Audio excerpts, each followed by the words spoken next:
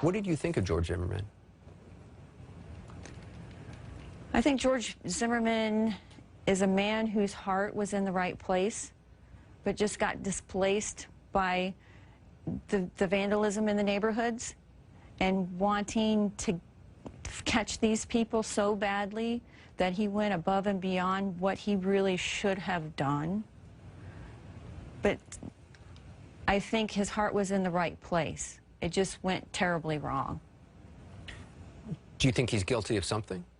I think he's guilty of not using good judgment.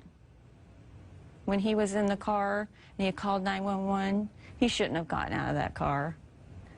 But the 911 operator also, when he was talking to him, kind of egged him on. I don't know if it's their policy to tell them what to do, not to get out of the car, to stay in their car. But I think he should have said, stay in your car, not, can you see where he's gone? Do you feel George Zimmerman should have been carrying a gun? I think he has every right to carry a gun. I think it's everybody's right to carry a gun, as long as they use it the way it's supposed to be used and be responsible in using it.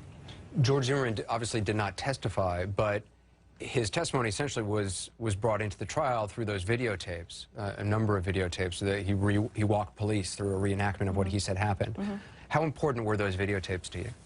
I don't really know, because, I mean, watching the tapes, there's always something in the back saying, is it right? Is it consistent?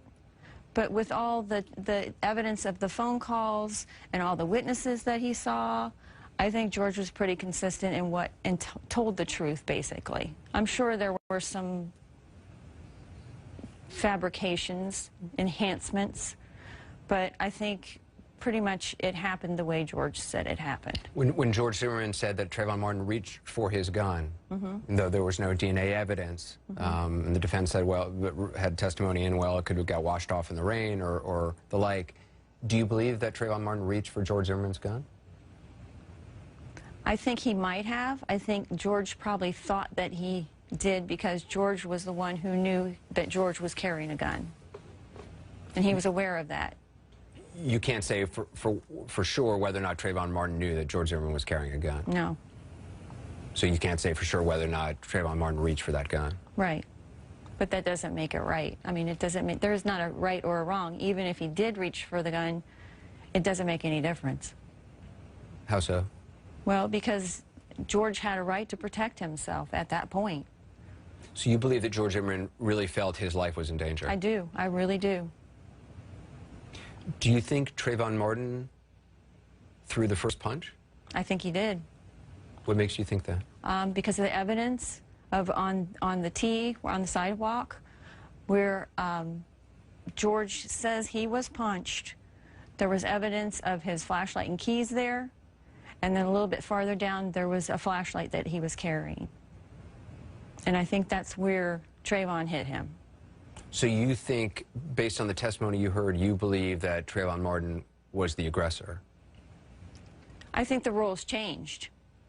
I think George got in a little bit too deep, which he shouldn't have been there. But Trayvon decided that he wasn't going to let him scare him and get the one over up on him or something. And I think Trayvon got mad and attacked him. Do you feel like you know for sure what happened in the altercation? And did the other jurors feel for sure that they knew what happened? Nobody knew exactly what happened. I mean, it started at one point and ended at another point. Witnesses said they heard left to right movement. Other witnesses said they heard right to left movement. But the credible witnesses said they heard left to right movement. So whatever happened, I think the punch came, and then they ended up in front of in the back of the house. I don't think anybody knows. When the defense, in their closing argument, played that animation of what they believe happened, did you find that credible? I found it credible.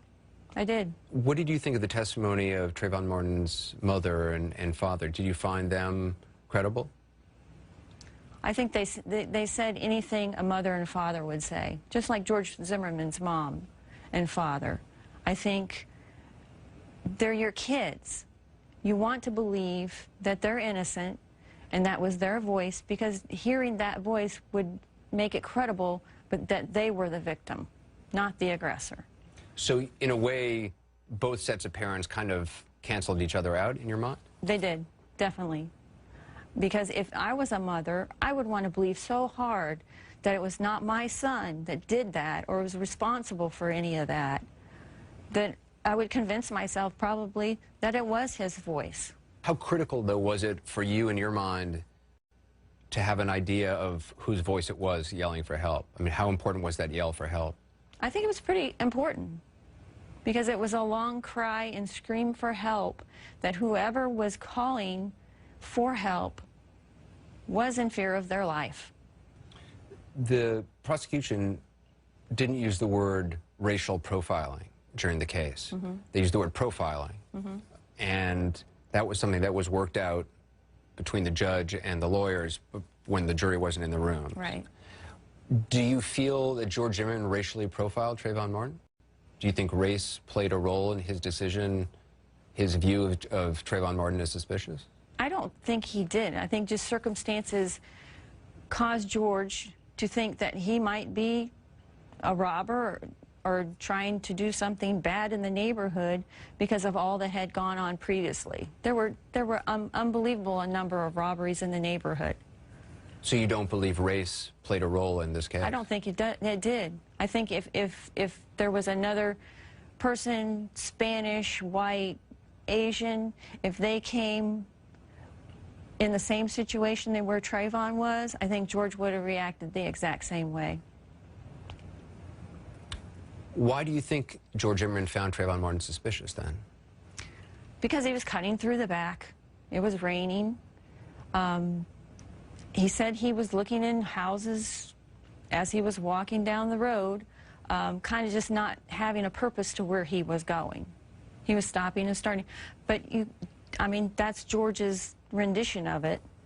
But I think the situation where Trayvon got into, him being late at night, dark at night, raining, and anybody would think anybody walking down the road, stopping and turning and looking, if that's exactly what happened, is suspicious. And George had said that he didn't recognize who he was. Well, was that a common belief on the jury that race did not play a role in this? I think all of us thought race did not play a role. So nobody felt race played a role? I don't think so. None of the jurors? I can't speak for them. I'm not that their wasn't voice. part of the discussion in the jury room? No, we never had that discussion.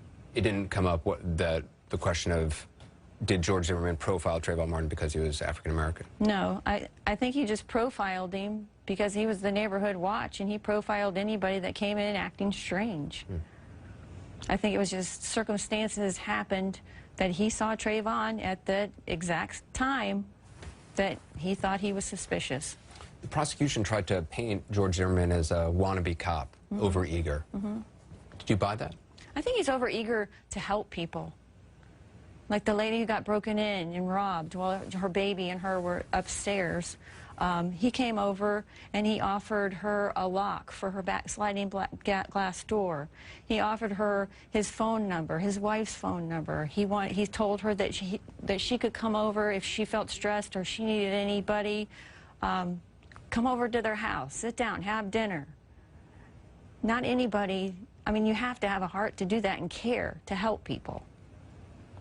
So you didn't find it creepy, that you didn't find it a negative, that you didn't buy the prosecution when they kind of said he was a wannabe cop? No, I didn't at all. Is George Zimmerman somebody you would like to have on a neighborhood watch in your community? If he didn't go too far. I mean, you can always go too far. He just didn't stop at the limitations that he should have stopped at. So,